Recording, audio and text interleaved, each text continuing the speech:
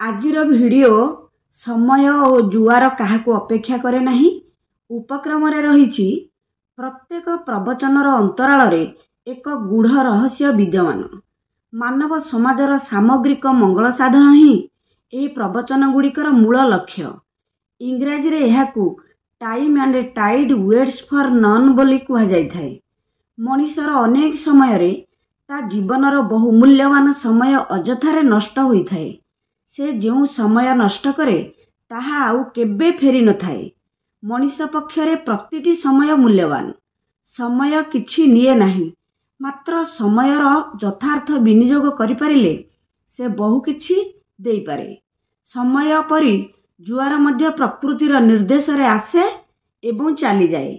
से कहा पाई अपेक्षा करे नाही। यार उद्देश्य रही एही प्रवचनर प्रकृत अर्थ हेउछि सुजोग कहा पाई अपेक्षा करे नाही। तेणु मानव प्रति मुहूर्त सजग रही तार उपयुक्त विनियोग करने आवश्यक। समय और जुआर क्षणस्थायी एवं द्रुतगति रे प्रस्थान करिथांती। ताहा केतेबेले आसीबो से संपर्क रे केही मध्य कहि परिबे नाही। सेथिपाई प्रतिटी मनीष एही सुजोगर सत् व्यवहार करी निजर फायदा हासिल करने सर्वादौ आवश्यक। जेउ माने निजकू सर्वदा प्रस्तुत करी रखि थांती सेही माने ही केवल तार फायदा उठाइबा को समर्थ होई थांती। बीती जाइथिबा गतकाली कदापि आउ फेरिबो नाही। मानव जीवन रे एहार आवश्यकता। मनीष जीवन रे समय ठारू आउ किछि मूल्यवान नाही। समय अनुଯାयी उपयुक्त कर्तव्य करिबा प्रत्येक मनीषर यथार्थ कर्तव्य। उदाहरण स्वरूप 2025 मसीहा एप्रिल मासरे अनुष्ठित परीक्षा को जदि छात्रटी हराइला तेबे से कदापि ता जीवन रे सेही परीक्षाटी सेही समय रे आउ देई परिबो नाही।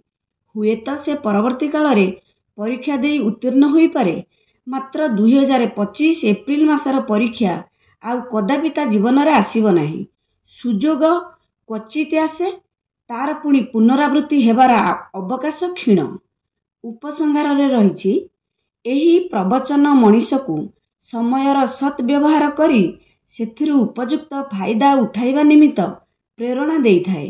सुजोग हुएत मनीष जीवन रे थरे मात्र आसी पारे, किंतु सेही गोटिए थर को यथार्थ विनियोग करि न पारिले ताहा हुएत समग्र जीवन पाई एक अवशोष छाड़ी देई पारे। तेणु मनीष प्रत्येक क्षेत्र रे सतर्क रही ता आगरे चली जाउथिबा क्षणस्थायी समय को उचित व्यवहार करने संगे संगे निजर भविष्यत को सुस्थ सुंदर करी गढ़ी तोलिबा आवश्यक।